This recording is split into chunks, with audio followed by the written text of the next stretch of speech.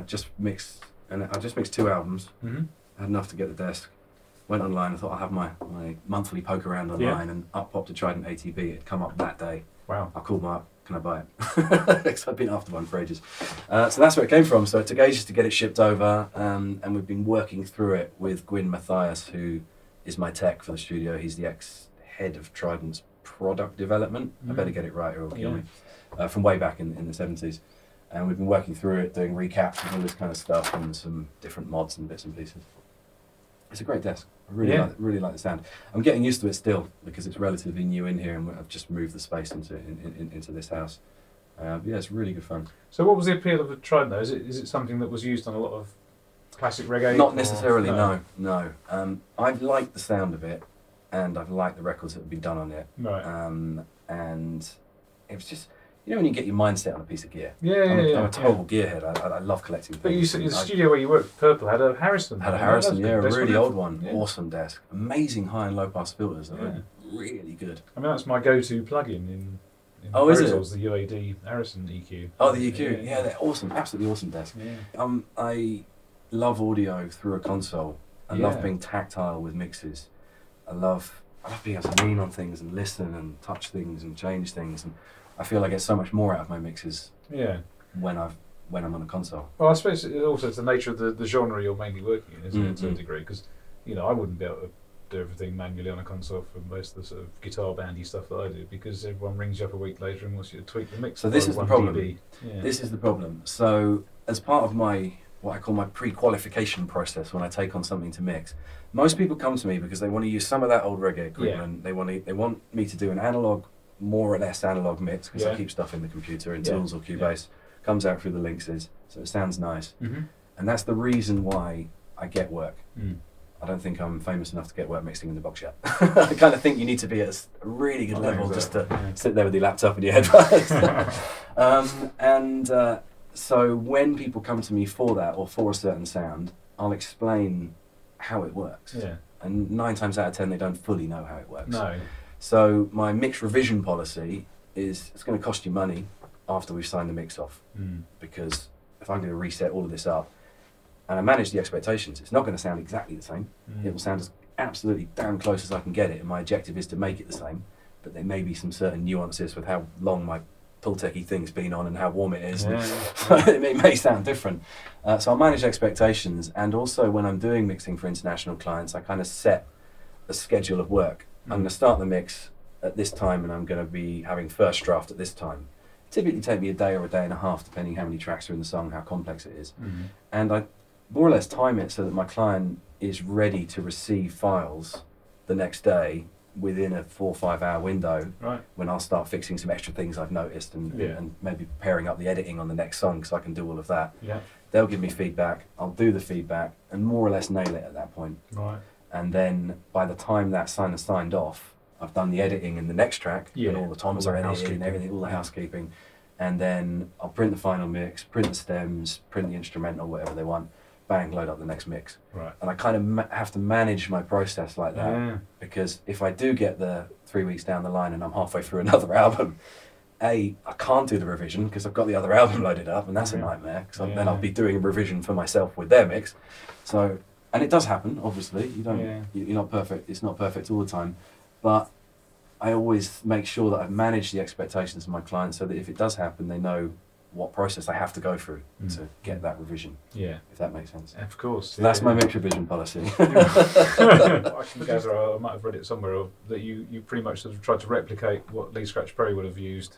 In terms of the gear. So I'll explain. I have 3 strands to my music career. One, I work as a mix engineer, and that's probably the thing I enjoy most. I do a lot of mixing, and I love it. The other strand is, as a producer, I probably take on maybe 2 or 3 select projects a year that are decent, chunky projects to do an album. And then the third strand is my own music as a producer, where I conceptualize an idea and take it from idea through to release with an artist. So I'll pick an artist, I'll have an idea, I'll do it, I'll build the music, I'll get the session music, I'll do the lot. And that, I see that almost as, it's like the hip hop producer kind of thing, isn't it? So it's like I feel like I'm the artist, but I'm not, because I credit as the producer and the mixer, but I'm writing for an artist. So the Lee Perry thing was an idea I had to get hold of Lee, rebuild the studio that gave him his classic sound in a modern day setting, not exactly the same. Yeah. So use some of the key pieces of equipment that were responsible for his sound, put him in it, get him back on that equipment, pressing buttons as best as I could, and see what happened. That was the idea. How did you get in touch with him in the first place? Luckily, through doing reggae for a long time, I mix a lot of stuff for all the sound systems in different parts of the world. I do a lot of 7-inch singles and 12-inch singles myself that I release, or other labels release. And when you produce reggae, you write a rhythm for a singer, or you find a singer to sing on your rhythm, and it's quite an accessible market. I've been to Jamaica a few times and met a lot of people there, and I just grew my network in that space. And I think when I wanted to be Idea Perry, it's Adrian Sherwood that gave me an email. Gave me a Lee Perry email that was a really bizarre email with loads of numbers and characters, like you imagine Lee Perry's email would be. And I pinged it with my idea and my concept. And it may have been 2 years later, literally, that Lee, I was sitting in the studio and my phone dinged and I looked at it and I was like, it's Lee Perry. I opened the email and he was like, I'm in London next week, do you want to meet? I like the idea. Brilliant. That's how it began. Wow. Total luck. Yeah. So sometimes these things are, I guess. Yeah. But so that album was the third strand of what I do, which is so what happened on that I album? wanted So to how do. did that? So what happened? He turned up, and what did you do? So I'd kind of half built 3 or 4 rhythms at the time. Okay.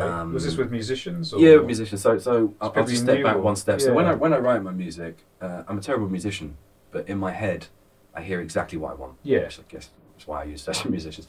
So I'll write digitally. I use things like Reason and Cubase as a sketch pad, and I'll knock up stuff. I'll knock up digital drums. I'll find my chord progressions. I'll play a bass line in, or this is all the notes I want and the effect that I want. Yeah. And effects and sound textures are what then takes that to the next level. So it sounds great. But then I'll bring in my session musicians to replay what I've done. Yeah. In an infinitely better capacity. And that's how I build the music. And who are the session musicians? So how do you know them? I again network and through being in studios and stuff. So for the Lee Perry album, I used a guy called Style Scott, who's passed away unfortunately, a famous drummer from way back in Jamaica. Did a couple of tracks. Another drummer that's a friend of mine. I actually pulled in a few different drummers for that.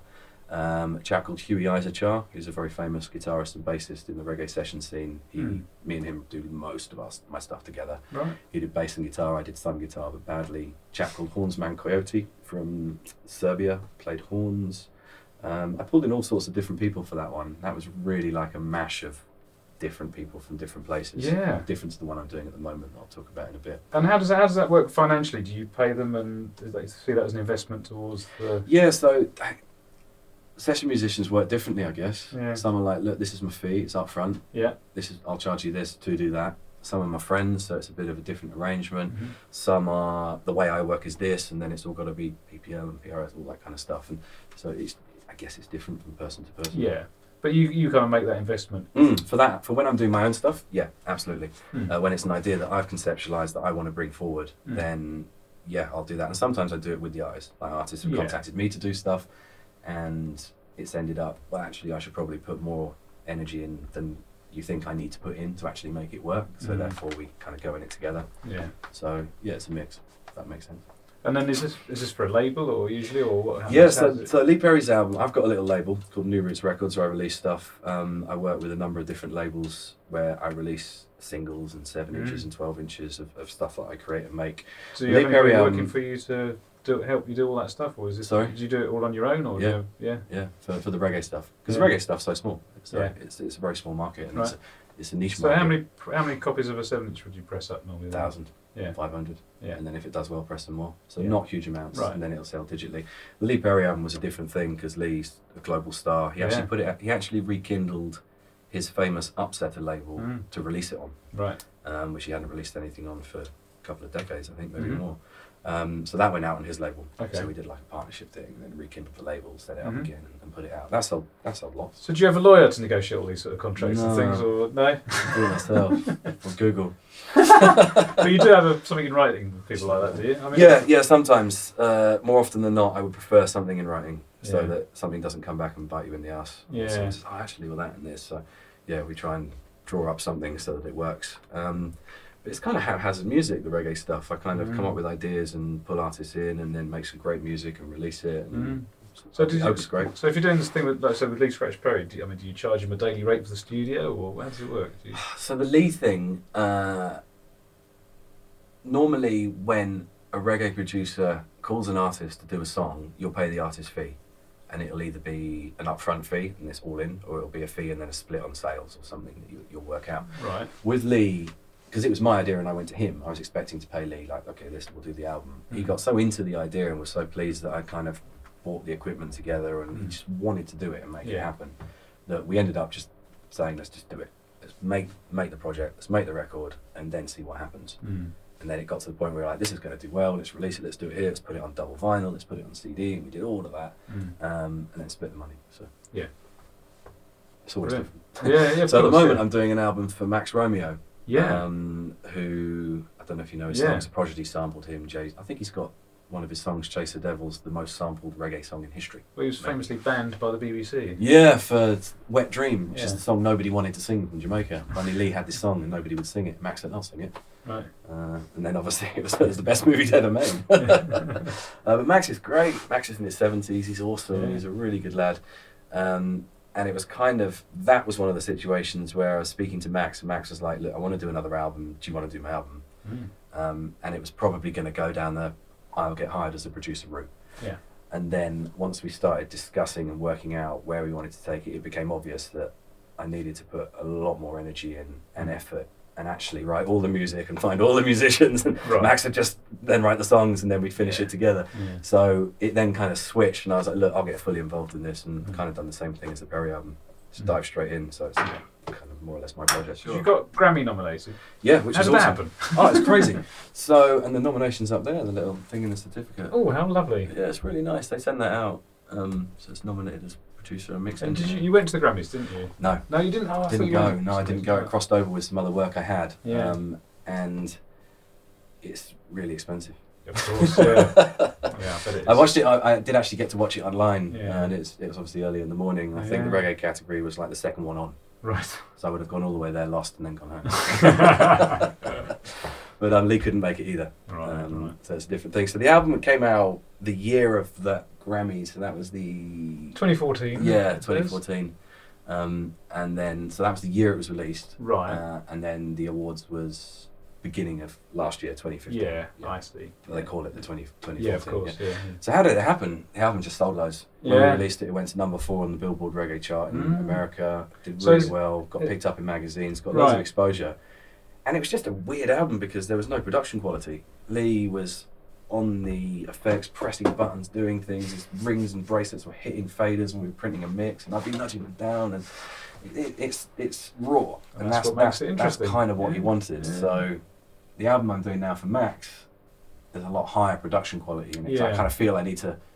The next big album has got to be a different kettle of fish compared to the one before. I mean, the only Lee Scratch Pro records I've got, I think probably it's like 3 CDs in a box that probably date from the mid-90s or something, and they sound dreadful compared to the one you've done. They sound very thin and boring. And is it sort of modern stuff? Yeah, kind of. Yeah, he's worked with a lot of different producers and dancey stuff and techno-y stuff. And I mean, it's not in it's not a dissimilar style of the music, but just the production values on it are so sort of 90s. It's kind of it sounds like it was done on an ADAT. Yeah, it probably was. Yeah, or Cubase or something. Yeah, but yeah.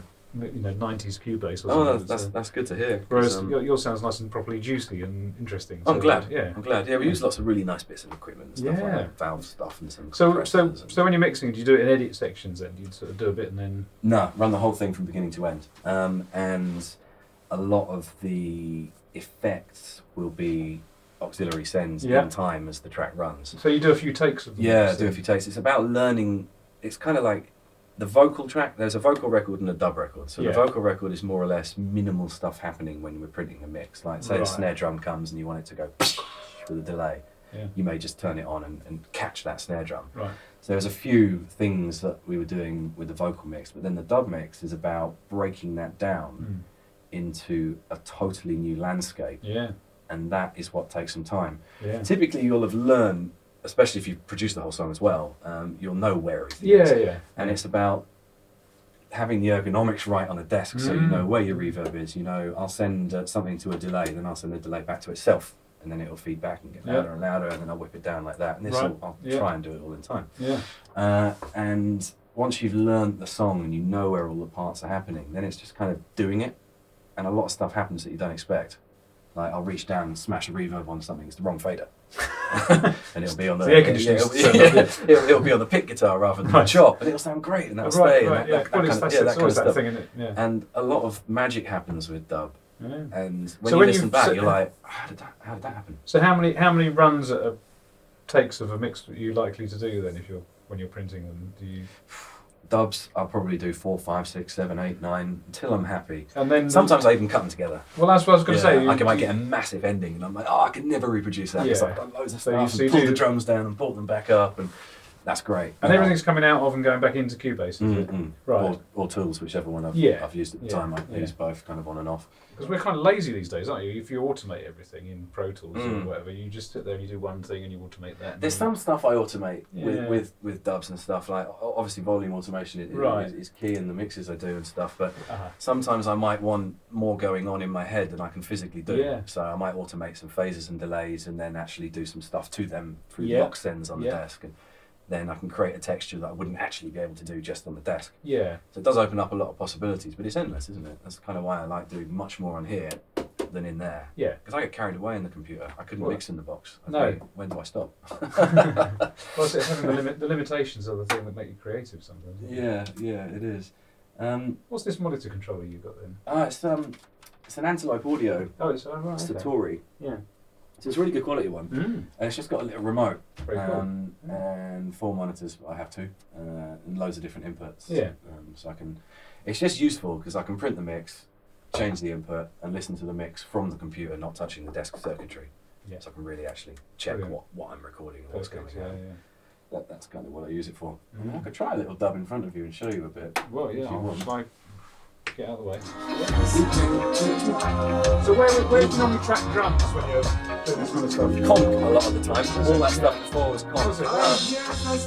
In the new room? Yeah, in the new room. These drums were done by a friend of mine called Buraman in Belgium, who has a pretty much an exact replica of Lee Perry's drum booth from the Black Ark. He's built it the same, he's got the same drums, the same mics and the same positioning, and he has the drum. It's a classic, totally lo-fi, out of phasey, distorted drums. Yeah. And if you listen to Max Romeo's War in the Babylon album, it's almost exactly the same. This drum sound. And what's this guy called? What's his name? Buraman from Belgium. Puraman. Yeah, I think pronounced Puraman. Yeah.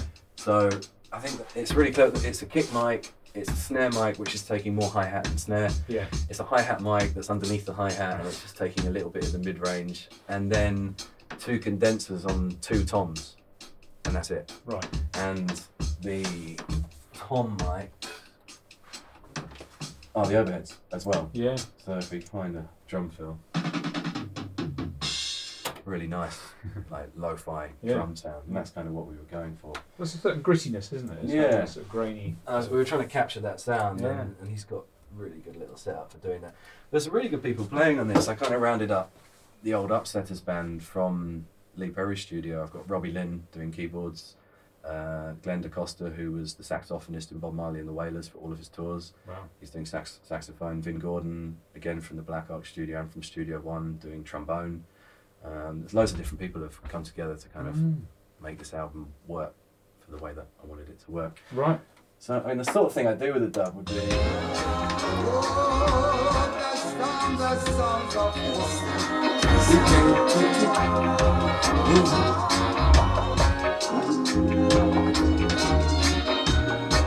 I try and create something out of the intro. So I'd probably take the bass out. Let's take the drums out. Actually keep the bass and make it easy for myself. Take the drums out, put a little bit of delay on some stuff, some delay on the vocal, and then see what happens.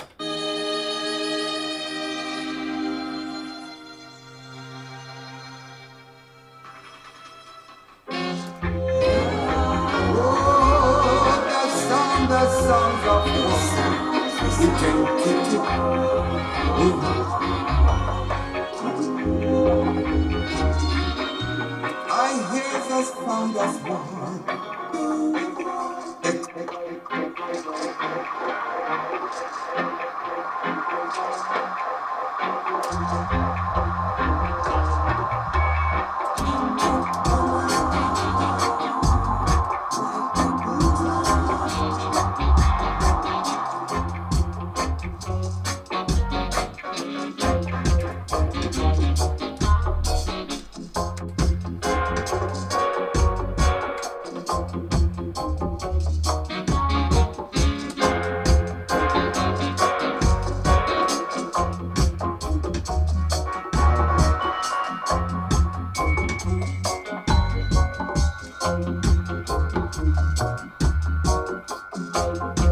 When two governments disagree, the Something like that. Brilliant. Yeah, I love it. It's great. So what's been all the delay? Is that the... Actually, for this one, it's this little custom-made box. Check out their website; it's really good. Yes. I probably can't move it. No, it's all right. And it's got 3 different delay rates. It's absolutely awesome. It's nicely chunky, isn't Let me it? just play one thing with a delay. Overdrive. I like the sound of that. So let's play a delay as the guitar stops. Yes. Absolutely. Yeah, so a bit of delay going in it. And it's always perfect. Brilliant. So it's got 3 different delay rates, but it's a really good delay device. It sounds great. I Yeah. used it on the Perry album. And that's going to the Grampian, is it? Or No, so that's coming up on its own channel, Yeah. and then I send it back to itself for that Yeah. crazy feedback. So you can catch, so say it's a guitar riff, and you want to catch one, Yeah. then send it back to itself. Slowly turn it down, so you can kind of create that Right. nice building echo. And then I've got a spring reverb on this mix, which is the Vermona. Do you know that one? No. Where's that? It's the black thing in front of me. Let's just find a bit of piano. It looks modern. It is, that one.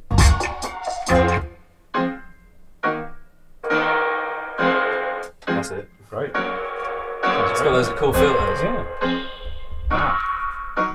Wow.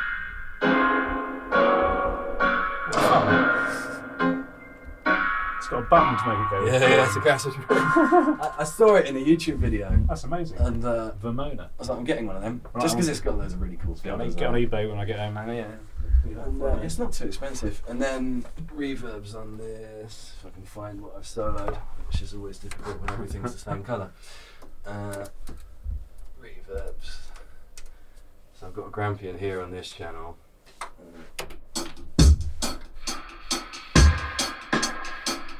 Nice metallic sound. And that's the old. And that's the Grampian up there. So it's probably only 2 or 3 pieces of equipment I'll use on a dub effects wise. Yeah. 1 delay for a specific sound, 1 reverb. I've Yeah. got lots of different types of reverbs like the Fisher and the Grampian and Right. the Vermona. And I kind of, they've all got different textures, springs, haven't they? Yeah, I've got an all-band Yeah, stereo they're cool. spring, the blue one. Yeah, they're cool. Yeah, it's a bit of fun. Yeah, Pretty enjoy noisy, it. but, So that's kind of how I build out a dub. I mean, this Yeah. song hasn't even finished being mixed yet. Sure, It's kind of halfway yeah, through. yeah. Sounds good. It's getting there. Yeah.